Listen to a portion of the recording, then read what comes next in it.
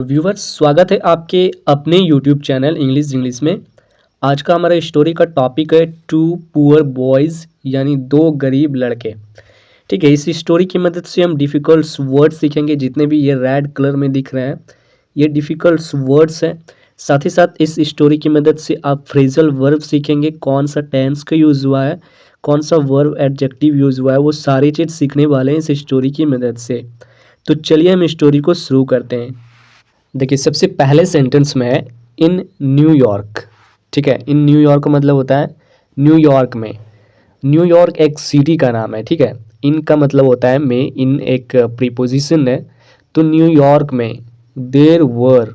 ठीक है, देर का मतलब होता है वहाँ, देर वहाँ, वर यानी थे, वॉज या फिर वर के लिए हम थे का यूज़ करेंगे। ठीक है, फर्स्ट पर्सन अगर रहता है तो हम वॉज का यूज़ करते हैं। यहाँ पे दो लोग हैं, एक जो है एक बिल है। ठीक है, जो और बिल एक लड़के का नाम है। ठीक है, तो इन न्यूयॉर्क देर वर जो एंड बिल। न्यूयॉर्क में जो और बिल रहते थे या फिर थे। जो and bill were close friends.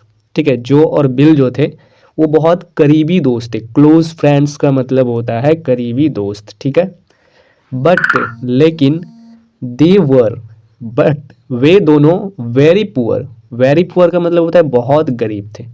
ठीक है, हम जब भी हम दो लोगों की बात करेंगे तो हम वर का यूज़ करेंगे। ठीक है, तो वे दोनों बहुत गरीब थे। दे, वे दोनों या फिर वे लोग, डिड क्या करते थे। यहाँ पे डू का वर्ब टू है डिड। डू का मतलब करना होता है या फिर डिड का मतलब होता है क्या करना। ओड डिड्स, ओड डिड्स का मतलब होता है अजीबो गरीब। आप लोग को पता है कि सम का मतलब और ऑन ऑड का मतलब क्या था। ऑड का मतलब होता है बहुत ही डिफरेंट टाइप से, अगर इसको बोलेंगे तो ऑड का मतलब होता है डिफरेंट टाइप से। डिड्स मतलब कोई भी वर्क से रिलेटेड होता है।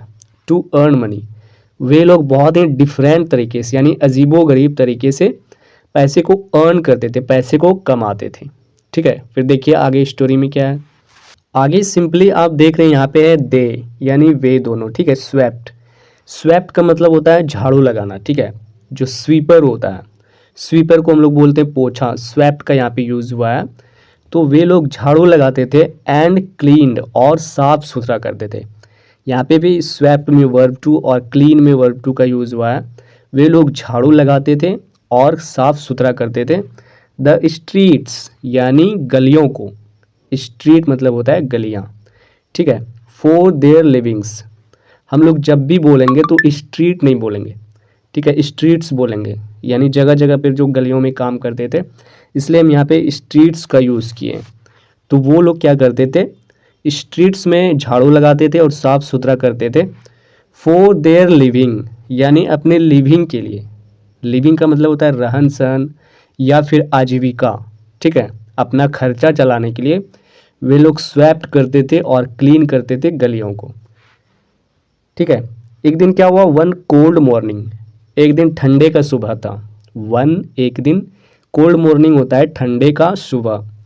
जो वॉज वॉन्डरिंग, जो नाम का जो आदमी था वो क्या कर रहा था, वॉन्डरिंग कर रहा था, यानी घूम रहा था। देखिए यहाँ पे एक आदमी का नाम यूज़ हुआ है तो यहाँ पे हम वॉज का यूज़ किए हैं। वहाँ पे दो आदमी का नाम था तो हम वर का यूज़ किए थे। ठीक है, जो वॉज वॉन्डरिंग, यानी जो नाम का लड़का जो था वो घूम रहा था एलोंग, अकेले, कहाँ पर, द स्ट्रीट्स, गलियों में, ऑफ न्यूयॉर्क, यानी न्यूयॉर्क की गलियों में जो नाम का लड़का घूम रहा था। ही फाउंड, उसने पाया। फाइंड का वर्ब टू फाउंड, उसने पाया। एन एप्पल, एक सेब को। यहाँ पे प्रीपोजिशन आर्टिकल एन का यूज़ हुआ है।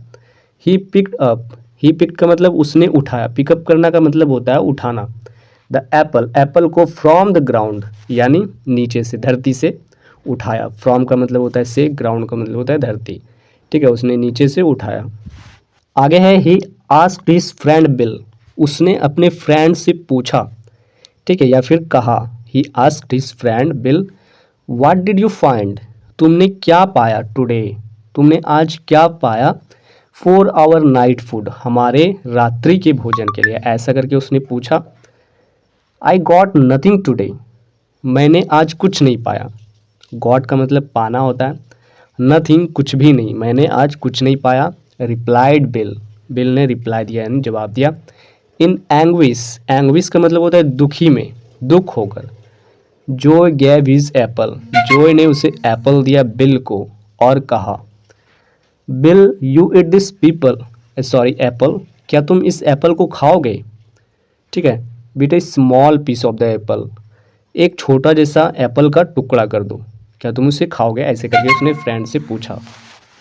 आगे क्या हुआ, जो ने क्या कहा, जो सैड नो नहीं, बाइट ऑफ मोर यानी अधिक काटना। बाइट का मतलब होता है काटना, ठीक है, टुकड़े को अगर हम काटते हैं तो उन्हें बाइट बोलते हैं। ऑफ मोर यानी ज़्यादा।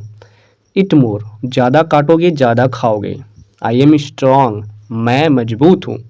आई कैन बियर हंगर, मैं भूख को सहन कर सकता हूँ। कैन का यूज़ हुआ है तो यहाँ पे हो जाएगा सकना, ठीक है।